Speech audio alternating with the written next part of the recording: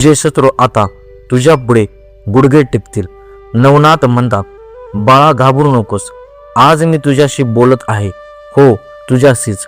कारण खूप दिवसापासून तुझ्या मनात एक जखम आहे, एक वेदना आहे, एक शांत रडणं आहे, जे कुणाला दिसत नाही पण मला दिसत आहे.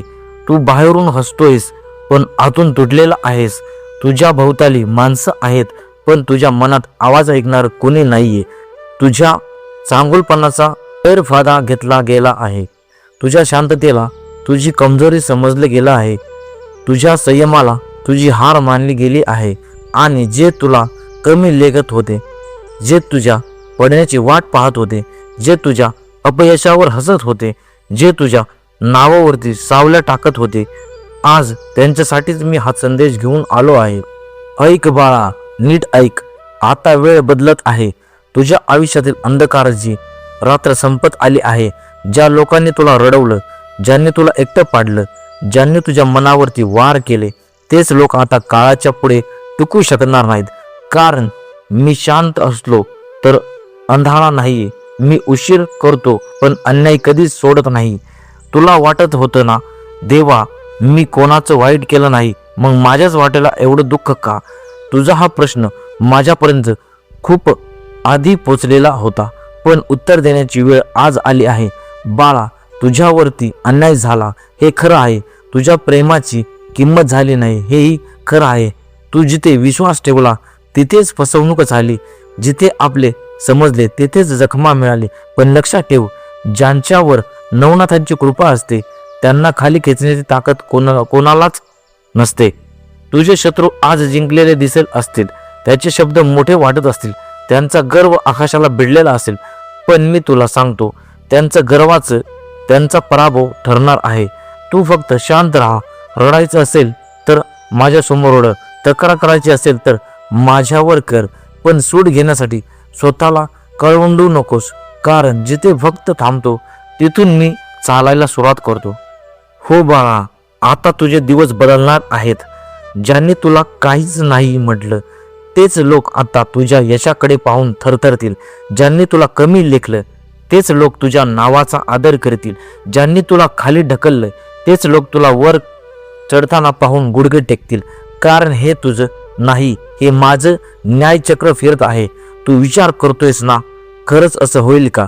होईल बाळा, नक्की होईल. पण आधी तुला एक गोष्ट समजून घ्यावी लागेल. शत्रू म्हणजे फक्त बाहेरचे लोक नसतात. कधी कधी तुझा सर्वात मोठा शत्रू तुझी भीती असते, तुझा न्यूनगंड असतो, तुझ्या भविष्य काळाचा जखमा असतात, तुझे नकारात्मक विचार असतात. आधी यांच्यावरती विजय मिळव. कारण बाहेरचे युद्ध जिंकायचं असेल तर आधी आतलं रणांगण जिंकावं लागतं. तुझ्या मनात जी हार बसली आहे ना, ती काढून टाक. तू हरलेला नाहीयेस, तू थांबलेला आहेस. आणि थांबलेला माणूस पुन्हा चालू शकतो, पण हार मानलेला माणूस स्वतःलाच हरवतो. म्हणून स्वतःला सावर. तुझ्या डोळ्यातलं पाणी पुस. तुझ्या छातीत अजूनही ज्वाला आहे, तुझ्या कपाळावर अजूनही भाग्यरेषा आहे, आणि तुझ्या पाठीशी अजूनही नवनाथांची शक्ती आहे. तू एकटा नाहीयेस हे वाक्य आज मनाला कोरून ठेव. रात्री अंधार जरी जास्त झाला तरी पहाट जवळ आली आहे याचा तो संकेत असतो. तुझे शत्रू तुझ्या शांततेवर हसले कारण त्यांना वाटलं तू कमजोर आहेस. पण त्यांना काय माहिती, शांत समुद्रातही प्रचंड खोली असते आणि शांत भक्ताच्या मागे देवाची शक्ती उभी असते. आता मी त्यांना स्पर्श करणार आहे, त्यांच्या गर्वाला हादरा देणार आहे. त्यांच्या मनात अस्वस्थता निर्माण होईल. ते बाहेरून मजबूत दिसतील पण आतून कोसळायला लागतील. ज्यांनी तुझ्या वाटेत काटे टाकले ते स्वतः त्या काटेवरती चालतील. ज्यांनी तुझ्या नावाला धूळ लावली त्यांचेच चेहरे काळासारखे समोर उडे होतील किंवा समोर पडतील. ज्यांनी तुला रडवलं त्यांच्या डोळ्यात पश्चातापाचा पाऊस पडेल. आणि तो दिवस दूर नाही तेव्हा जे तुझ्या समोर येतील त्यांचा आवाज थरथरेल, त्यांचा अहंकार तुटेल, त्यांची नजर खाली जाईल आणि तुझ्या शांततेसमोर, तुझ्या सामर्थ्यासमोर, तुझ्या भाग्यासमोर हे गुडघे टेकतील. पण बाळा, तो दिवस आला तर गर्व करू नकोस. कारण तुझा विजय त्यांच्या पराभवाने मोठा होणार नाही. तुझा विजय तुझ्या संयमाने, तुझ्या श्रद्धेने, तुझ्या प्रामाणिकपणाने मोठा होईल. म्हणूनच मी तुला सांगतो, मनात द्वेष ठेवू नकोस. द्वेषाने जिंकलेले यश शांततेत देत नाही.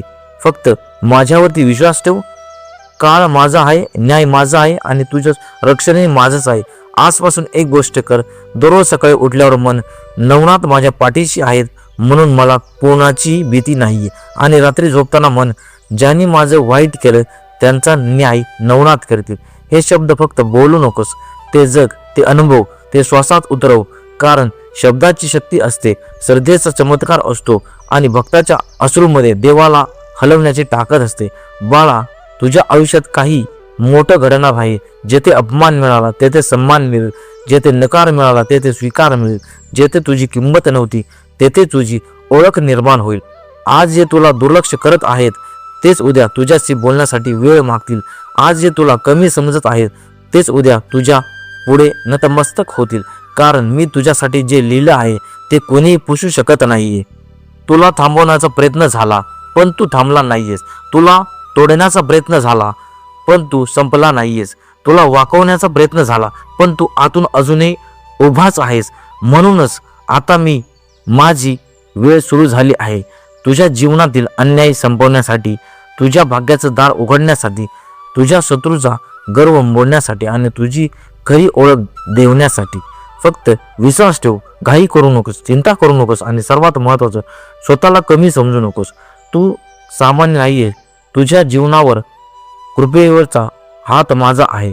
तू खूप काही सहन केलं आहेस म्हणूनच तुझ्यासाठी मोठा उदय राखून ठेवला आहे.